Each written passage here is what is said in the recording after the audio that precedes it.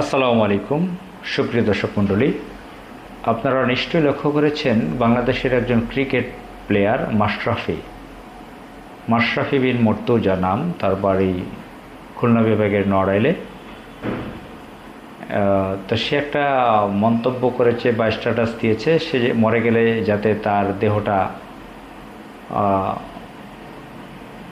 নড়াইলে না নেওয়া হয় আবেগে। তো ব্যক্তিগতভাবে আমি তানভীর ক্রিকেট খেলা চরম থেকে চরম অপছন্দ করি। ক্রিকেটারদের নামও মুখে নিতে চাই না। বিশেষ কারণে নিতে হলো যেহেতু রাজনীতি সম্পৃক্ত, রাজনীতি জড়িত এখানে। এই মাশরাফি আরেকজন আছে মাগুরার সাকিব আল হাসান, তারা দুজনেই আওয়ামী লীগের অবৈধ সরকারের এমপি ছিল হয়ে তারা যে এমনিতেই তো বাংলাদেশে যে ঘটনা হয়, মধ্যবিত্ত পরিবারের বা নিম্ন মধ্যবিত্ত অনেক দরিদ্র পরিবারের ছেলেরা, এটা একটা জুয়া খেলার মতন। এর মধ্যে শত শত কোটি টাকার মালিক হয়ে যায়, হাজার কোটি টাকার মালিক হয়ে যায়, তারা খেই হারিয়ে ফেলে এই ক্রিকেট খেলার মাধ্যমে। তারা সেগুলো হয়েছে, এর মধ্যে হবার আওয়ামী লীগ অবৈধভাবে তাদেরকে এমপি বানিয়ে ফেলেছে। তো তাদেরকে বলা হয় সেলিব্রিটি।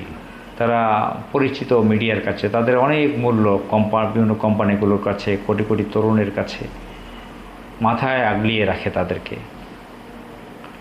তো তাদের অনেক ডিমান্ড। তো তারা অনেক আন্তর্জাতিক মহলে আমরা দেখি, অন্যান্য দেশে দেখি যে ইমরান খান প্রাইম মিনিস্টার পর্যন্ত হয়েছে দল করে। আমরা ভারতেও দেখি অনেকে এমপি টেমপি হয়েছেন, সিনেমার একজন মুখ্যমন্ত্রী হয়েছেন তামিলনাড়ুর, সম্প্রতি দেখেছি। এটা ইতিবাচক। বাংলাদেশে যেটা হয়েছে, এই সাকিব আল হাসান এবং মাশরাফি বিন মুর্তজা, এই দুজন আওয়ামী লীগ অবৈধ সরকারের এমপি হয়েছিল, যারা হাজার হাজার মানুষকে মেরে ফেলেছে, কিলিং করেছে, গুম করেছে, ব্যাংক ডাকাতি করেছে। সেই ডাকাতি কিলিংয়ের সাথে জড়িত হয়েছে এই দুইজন তরুণ। এতে তাদেরকে যারা ভালোবাসত তারা মনে আঘাত পেয়েছিল। হাজার হাজার তরুণরা, লক্ষ লক্ষ তরুণরা তাদেরকে ঘৃণা জানিয়েছে। তারা আওয়ামী লীগ সরকারের সময় এমপি ছিল। আমি তাদেরকে বলবো যে কুলাঙ্গার, তারা এই কাজগুলো তারা করেছিল। এখন তারা পালিয়ে গেছে 5 আগস্টের পরে। এখন নানান ধরনের স্ট্যাটাস দিচ্ছে, বিভিন্ন ধরনের সাকিব আল হাসান সে আওয়ামী লীগ করবে, অন্য কিছু করবে না, নানান ধরনের স্ট্যাটাস দিচ্ছে। আবার এই মুর্তজাকে কী নাম, কি মুর্তজা বললাম, নড়াইলের, তাকে তো মানুষ বেশি ভালোবাসতো, তার আচরণ ভালো ছিল নাকি সাকিব আল হাসানের তুলনায় তার আচরণ ভালো ছিল। ও মাশরাফি বিন মুর্তজা। তো যাই হোক, তাকে বরাবর সম্ভবত হুইফও বানানো হয়েছিল। তাদেরকে নিয়ে মিডিয়া ব্যস্ত থাকতো, চাটুকারি করত।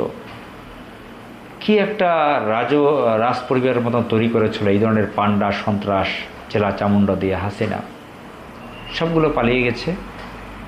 এখন এই কুলাঙ্গারগুলো মিডিয়ার মাধ্যমে, বিভিন্ন লোকের মাধ্যমে উস্কিয়ে দিচ্ছে বিভিন্ন মানুষকে, আবেগ কাটতে চায় মানুষকে ভুলে গেছে। তারা এই জুলাই যে 1000-2000 মানুষ মেরে গেছে, তাদের মতো কোনো অনুশোচনা আছে?